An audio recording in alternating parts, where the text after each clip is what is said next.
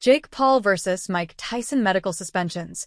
Both fighters receive same mandatory minimum. While it wasn't pretty, Jake Paul and Mike Tyson made history when they fought in an 8-round boxing match in front of an estimated crowd of more than 70,000 people at the Dallas Cowboys' AT&T Stadium.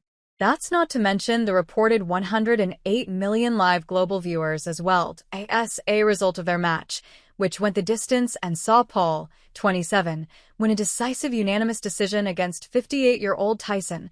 Both fighters were handed suspensions by the Texas Department of Licensing and Regulation, TDLR, which regulated the event.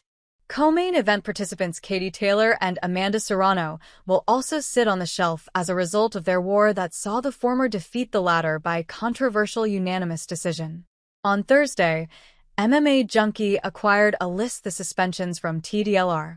According to the Texas Administrative Code, fighters are required to rest for at least 3 days per round fought. In the case of Tyson versus Paul, they both received only the mandatory minimum. Scroll below to see the full list of medical suspensions. Jake Paul vs. Mike Tyson medical suspensions. Both fighters receive same mandatory minimum, but the fight's results are taking another turn now that Paul and Tyson have been suspended by the Texas Department of Licensing and Regulation. Both fighters automatically receive a 24-day suspension after their fight at AT&T Stadium in Dallas, Texas.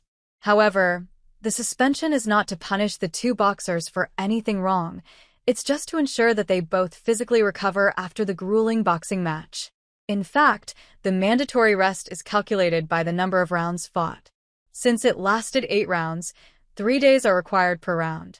Contestants shall automatically receive rest periods, medical suspensions, or medical disqualifications for the following. The official rules read: all contestants shall receive a mandatory rest period calculated as 3 days of rest for each round fought with no less than a 7-day mandatory minimum rest period.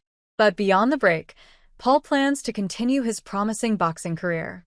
Although he's only been a professional fighter for around 5 years, he's proved that he has true staying power in the profession. At just 27 years old, he's got a 10-1 record, 7 of which were knockouts, and has fought respected names like Nate Diaz, Anderson Silva, and Tyron Woodley.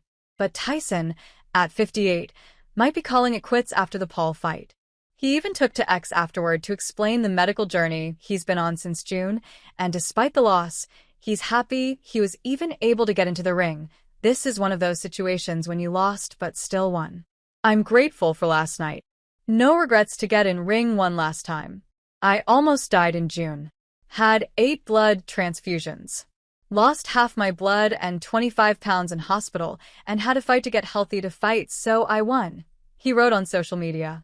To have my children see me stand toe-to-toe and finish 8 rounds with a talented fighter half my age in front of a packed Dallas Cowboys stadium is an experience that no man has the right to ask for,